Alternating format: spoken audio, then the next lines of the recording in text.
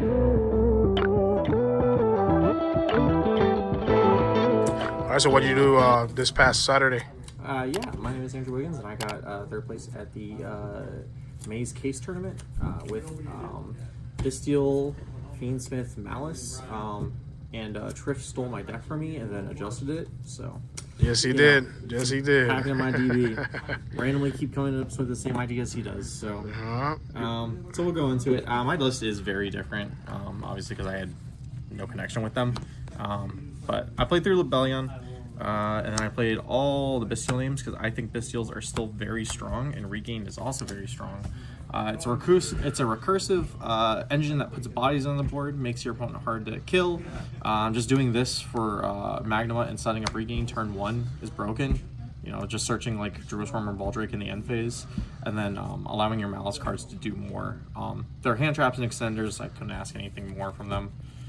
The next engine is the Fiendsmith engine. You know, everyone's sick of this, but just wait a week or two. Something's gonna get hit, but it's really good in this deck. Even though you know, your Malice monsters lock you into links, you can still like just go Close Moon for Requiem to send like Paradise for an extra interruption.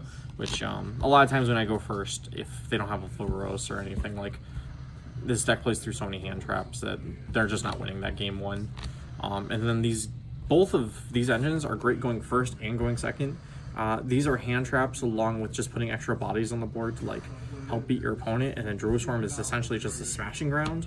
And then you know, the Fiendsmith cards, this card's a removal. They play through a lot of things, and then when your opponent uses all their interruptions on these things, you know, They get punished. they get punished by these things. Yes, sir. So not the smallest Malice lineup, but you know, not the biggest either.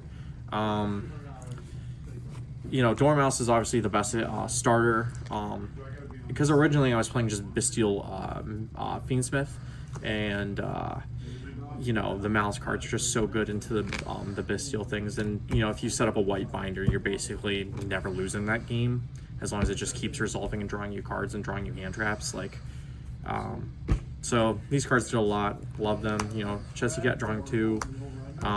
Probably would play more. Probably would go down like 1 White Rabbit, add a second Underground, just because sometimes there is a lot of normal summons, but was still very good.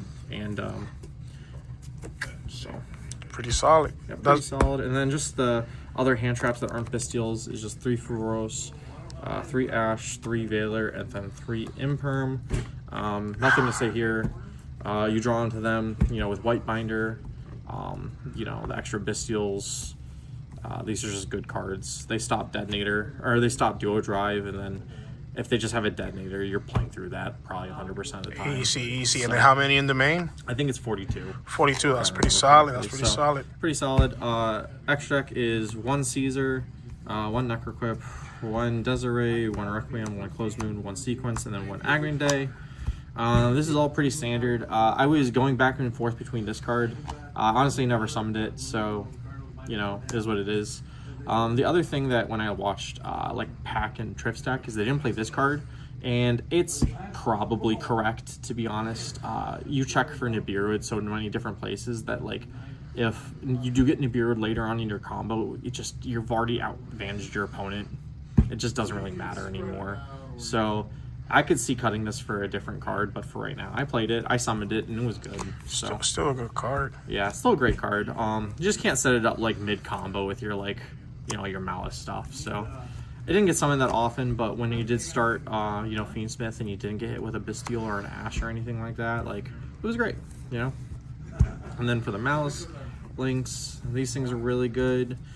This is the main reason to even incorporate the Malice cards into this deck. This card just gives you infinite value, drawing you infinite cards, setting up a banish. Cryptor is just like the greatest interrupt ever, a non-targeting banish that becomes 5,000. This card can basically just OTK your opponent underneath like a Fulveros or something. Like, very easy, giving them minimal draws. And then Red Ransom just searches for that 1 field spell. Honestly, the banish, like when you banish it and then summon it back, it normally just gets an extra name for this thing because you already go through them all very fast.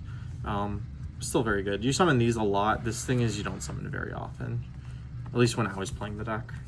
And then Link Decoder's broken, you know, when you summon Dormouse and it gets Veilered or Impermed, because you don't play a whole lot of spells and traps, so you don't really have anything to set to bluff.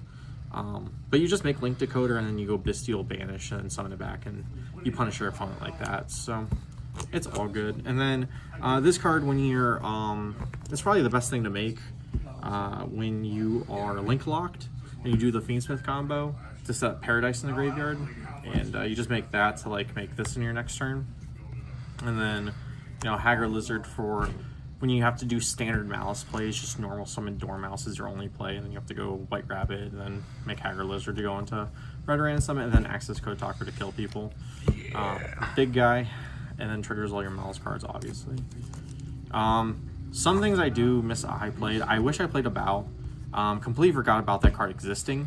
So that was just honestly on me. And so what would you cut? Probably Aghanim Day. I mean, this card's really good, but you have no trouble, like, killing your opponent. Right. Like, True. you know, and then, honestly, like, maybe this. Like, I'd probably play a Bow, and then I'd probably also play Dark. Those cards are really, really good. And those are... I was considering between Dark and this. Like, I was pretty much always locked on this just because I didn't have a whole lot of testing with the deck. But it was between Dark and this, and I decided on this. Honestly, it wouldn't have mattered either way in the tournament. Neither one really came up. But I actually wish this was a Bow. A Bow is really strong, just of a card. And then for the side deck. Yeah, for the side deck, just 3 strike. It's the most generic. You're going first. You side it in. The broken card. Lancia for the mirror match. The other thing about this deck and why I like it so much over just like pure Malice is, first of all, it's more fun. I'm addicted to playing decks that still lose the shifter even though you're playing Malice cards.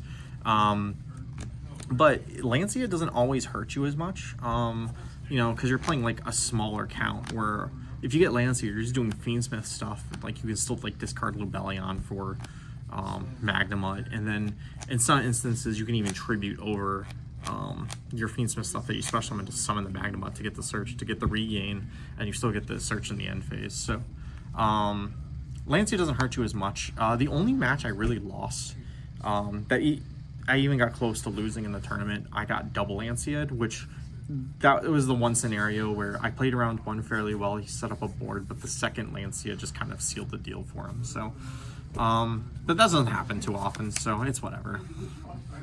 And then I played 2 Phantasme over the other Mulch Army. So I obviously main the Fuvaros. This card's great against Ryziel, draws you infinite cards. It's honestly kind of a problem for them. And because like Pure is really popular, and a lot of times they're starting X, they're not just normal summoning Ice. And if they normal summon Ice, you can just Veiler it, and then you force them to make you draw a bunch of cards at that point. And then I played this card over the Meows, just because like I've run into a lot of states where when I was playing Meows, we got into like a Breaking War where that card just ended up not being good, where this card would have been way better. And this card you can summon on your own turn and your opponent's turn and just in a grind state, and it's also searchable with Magnemite in the end phase.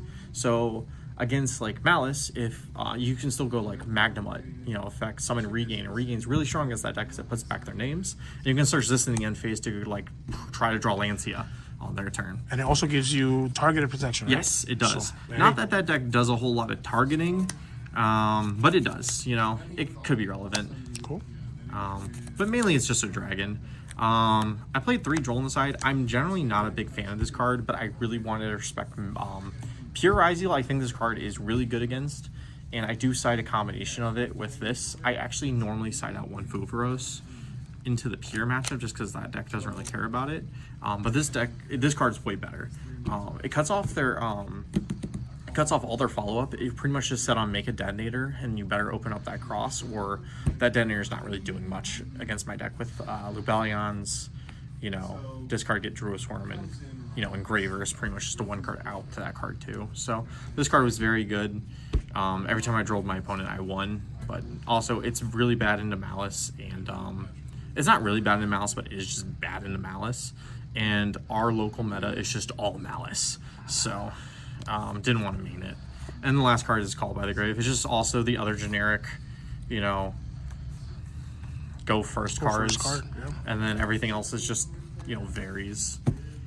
But I wanted at least a playset of cards to take out my Fuvaroses going second. going first. So, but yeah, that's the deck. It was really good.